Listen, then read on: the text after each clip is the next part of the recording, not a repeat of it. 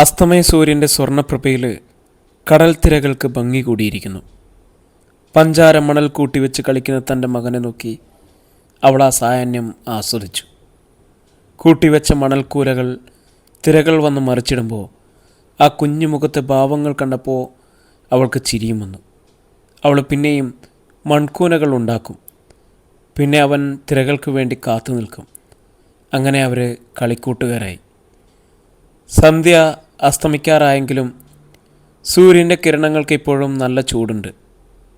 കടൽക്കാറ്റ് ഒരാശ്വാസമായി തോന്നി. പതിയെ സൂര്യൻ അങ്ങ് പടിഞ്ഞാറേ ചക്രവാളത്തിൽ താന്നിറങ്ങുന്നത് അവൾ നോക്കിയിരുന്നു. മോനെ മതി, ഇനി നാളെ വരാം. കളിച്ചിട്ട് മതിയാകാത്തവണ്ണം അവൻ വീണ്ടും തൻ്റെ മണൽക്കുമ്പാരങ്ങളെ നോക്കി ഒരു തിര കൂടി വരട്ടെ എന്ന മട്ടിൽ കയ്യും കെട്ടി നിന്നു. തിരിച്ച് ഫ്ലാറ്റിലേക്ക് ഡ്രൈവ് ചെയ്യുമ്പോൾ അവൻ ഇഷ്ടമുള്ള പിസയും ഐസ്ക്രീമും വാങ്ങിക്കൊടുത്തു. 10 നിലയുള്ള മനോഹരമായ ആ കെട്ടിടത്തിലെ 8ാം നിലയിലാണ് അവരുടെ ഫ്ലാറ്റ്. കാറ് പാർക്ക് ചെയ്തു. എന്നും കാണാറുള്ള സെക്യൂരിറ്റിയുടെ വിനയമുള്ള മുഖം. അയാൾ സ്നേഹത്തോടെ മകനെ നോക്കി പുഞ്ചിരിച്ചു. താൻ അധികം ആരോടും സംസാരിക്കാറില്ല. ഓഫീസിലും വളരെ കുറച്ച് സുഹൃത്തുക്കൾ മാത്രം. അടുത്ത ഫ്ലാറ്റിലെ തങ്കിയേടത്തി മോനെ നോക്കും. അവരുടെ മക്കൾ എല്ലാം പ്രായമായവരാണ്. അവർ സ്കൂളിൽ പോയ തങ്കിയേടത്തി ഒറ്റയ്ക്കാണ്. തൻ്റെ മകനെ ബേബി സിറ്റ് ചെയ്യുന്നതിലൂടെ ഒരു വരുമാനവുമായി. നാട്ടിൽ നിന്നും പലപ്പോഴും അമ്മ നിർബന്ധിക്കും മകനെ നാട്ടിൽ കൊണ്ടുവന്ന് നിർത്താൻ. അവൾക്ക് ആ വിരഹം താങ്ങാൻ പറ്റില്ല. എൻ്റെ ഏകാന്തതയുടെ ആകെയുള്ള പരിഹാരം അതാണ്. അന്ന് ഓഫീസ് കഴിഞ്ഞ് മകനുമായി കടൽ തീരത്തേക്ക് പോയി.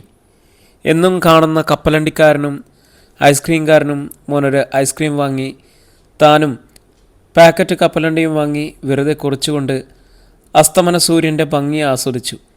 ഇന്ന് കടൽ പ്രക്ഷുബ്ധമാണ്. ആകാശത്തെ ഇരുണ്ട മേഘങ്ങൾ എവിടെ നിന്നോ വന്നു നിറയുന്നു. അവ ഇപ്പോൾ പെയ്തിറങ്ങുമെന്ന മട്ടിൽ ഇരുളിമ കൂടിക്കൊണ്ടിരിക്കുന്നു. മോൻ്റെ കളിമതിയാക്കി തിരികെ പോകാൻ ഒരുങ്ങി. അവൻ്റെ ഷാഠ്യം എന്തേ ഇത്ര നേരത്തെ പോകുന്നു എന്ന മട്ടിൽ. ഫ്ലാറ്റിലെത്തിയതേ മഴ തുടങ്ങി. പ്രതീക്ഷിക്കാതെയുള്ള കനത്ത മഴ. 8ാം നിലയിലെ ഫ്ലാറ്റിൻ്റെ ബാൽക്കണിയിൽ നിന്നും മഴ കാണാൻ എന്തൊരു ഭംഗി! മരങ്ങളും ചെടികളും മഴയും ഇളങ്കാറ്റും ആസ്വദിക്കുന്നു. മരങ്ങൾ അവരുടെ ശിഖരങ്ങൾ മെല്ലെ കാറ്റത്തുലഞ്ഞ് മഴയെ ആലിംഗനം ചെയ്യുന്നു. കുട്ടിക്കാലത്ത് മഴയത്തിറങ്ങി കളിച്ചപ്പോൾ അമ്മ ശകാരിച്ച് അകത്തുകയറ്റി തല തുകർത്തി രാസ്നാദിപ്പൊടിയിട്ട് തന്നത് അവൾക്ക് ഓർമ്മ വന്നു. നാട്ടിലെ മഴയ്ക്ക് കൂടുതൽ സൗന്ദര്യമുള്ളതുപോലെ അവൾക്ക് തോന്നി. മഴ കാണുന്നതിനൊപ്പം ഓടിൻ്റെ പുറത്ത് വീഴുന്ന മഴത്തുള്ളികളുടെ ശബ്ദം കൂടി അവിടുത്തെ മഴയ്ക്ക് മനോഹാരിത കൂട്ടുന്നു. വീണ്ടും ഒരു ഓണക്കാലം നാട്ടിൽ മകനുമൊത്തു പോകണം. അവനെ ഓണക്കളികളും പൂക്കളവും ഓണത്തുമ്പിയും ഓണക്കാലത്ത് മാത്രം കാണുന്ന മനോഹര പ്രകൃതിയുമൊക്കെ കാണിക്കണം. പ്രതീക്ഷിച്ചതുപോലെ വിപരീതമായി അവന് നാടും വീടും ഒക്കെ ഇഷ്ടപ്പെട്ടു. ഫ്ലാറ്റിൽ മാത്രം കഴിച്ച കുട്ടി ആദ്യം ചെളിമണ്ണിൽ ചവിട്ടാൻ മടി കാണിച്ചു. പിന്നെ അവന് തോടും പുഴയും തൊടിയുമെല്ലാം ഇഷ്ടപ്പെട്ടു. ഒരു പൂമ്പാറ്റയെ പോലെ അവൻ ഓടി നടന്നു. അമ്മൂമ്മയും പായസവും ഉപ്പേരിയും നെയ്യൊഴിച്ച ചോറും എല്ലാം അവൻ ഇഷ്ടപ്പെട്ടു.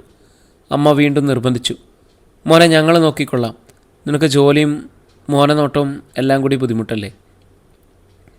മോൻ്റെ അമ്മയോടുള്ള അടുപ്പവും അവൻ അവിടുത്തെ സഹചാരവും ഇഷ്ടപ്പെട്ടതുകൊണ്ട് അവളും സമ്മതിച്ചു. മോനെ വിട്ടു നിൽക്കുന്നതിൽ മനസ്സിൽ വളരെ ഭാരം തോന്നിയെങ്കിലും അവൻ സേഫാണല്ലോ എന്നോർത്തപ്പോൾ സങ്കടം തോന്നി. അന്നൊരു നാൾ ഒറ്റയ്ക്ക് കടലിലെ തിരകളെ നോക്കി വെറുതെ ഇരുന്നപ്പോൾ അപ്രതീക്ഷിതമായി രാജീവിനെ കാണാനിടയായി. തൻ്റെ സെക്രട്ടറിയോടൊപ്പം യുവമിഥുനങ്ങളെപ്പോലെ നടന്നു നീങ്ങുന്നു.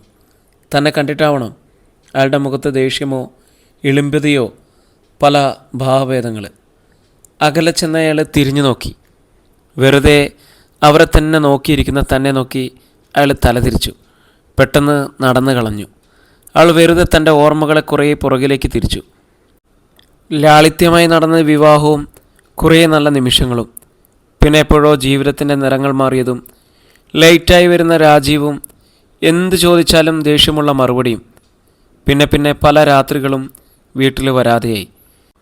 എല്ലാം അവൾ നിർവികാരയായി വെറുതെ ഓർമ്മയിൽ ചികഞ്ഞെടുത്തു. അന്നവളൊരു കത്തെഴുതി വെച്ചിട്ട് മറ്റൊരു ഫ്ലാറ്റിലേക്ക് താമസം മാറി. രാജീവ് പറയാതെ ആഗ്രഹിച്ചതുപോലെ പ്രതികരണം ഒന്നും കണ്ടില്ല. പിന്നെ ഡിവോഴ്സ് നോട്ടീസ് വന്നപ്പോൾ നിർവികാരതയോടെ ഒപ്പിട്ട് കൊടുത്തു. വർഷങ്ങൾ കഴിഞ്ഞ് ഇന്നാണ് അപ്രതീക്ഷിതമായി ആ കൂടിക്കാണൽ. നല്ല ചൂടുള്ള കപ്പലണ്ടി വേണോ മാഡം? സ്ഥിരം കാണാറുള്ള കപ്പലണ്ടിക്കാരൻ്റെ ശബ്ദം കേട്ടവൾ ഞെട്ടിയുണർന്നു. ഒരു പാക്കറ്റ് കപ്പലണ്ടി വാങ്ങി. വെറുതെ അയാളെ സഹായിക്കാനായി ബാക്കിക്ക് പരതുന്ന അയാളോട് പറഞ്ഞു, വെച്ചോളൂ. കൃതാർത്ഥതയോടെ പുഞ്ചിരിച്ച് അയാളെ തൻ്റെ വണ്ടി ഉന്തിക്കൊണ്ട് നടന്നു. വർഷങ്ങൾ പലതും കഴിഞ്ഞു. താൻ ഇന്ന് ഓഫീസിൽ നല്ല ശമ്പളത്തിൽ സീനിയർ ഓഫീസറായി വർക്ക് ചെയ്യുന്നു. മോൻ്റെ പഠനം കഴിഞ്ഞ് അവൻ സ്വന്തം ജീവിതം കരുപ്പിടിപ്പിക്കുകയാണ്. വിദേശത്ത് ജോലി ചെയ്യുന്നു. അന്നൊരു ഞായറാഴ്ചയായിരുന്നു. അവധിയുള്ള ദിവസം വെറുതെ കൂടുതൽ നേരം ബെഡിൽ തന്നെ കിടന്നു. ഇന്നൊന്നും ചെയ്യാനില്ല. അവൾ വെറുതെ മുഹമ്മദ് റാഫിയുടെ പഴയ ഹിറ്റ് ഗാനങ്ങൾ കേട്ടുകിടന്നു. അപ്പോൾ കതകിലാരോ മുട്ടുന്നു. സേഫ്റ്റി ഹാളിലൂടെ വെളിയിലേക്ക് നോക്കിയപ്പോൾ അവിടെ രാജീവ് താടിയും മുടിയും വളർത്തി അവശനായതുപോലെ. അവൾ മെല്ലെ കതക് തുറന്നു. ഞാൻ അകത്ത് വന്നോട്ടെ? അയാൾ അനുവാദം ചോദിച്ചു. അയാളുടെ മുഖം വിളറി. ഒരു നിരാശാകാമുകനെ പോലെ ഒന്നും സംസാരിക്കാതെ കുറേ നേരം ഇരുന്നു. പിന്നെ അയാൾ മൗനം ഭജിച്ചു. അനുരാധ ഇപ്പോഴും തനിയാണോ? അവളാണെന്നും അല്ലെന്നും പറഞ്ഞില്ല. നമ്മുടെ മകൻ.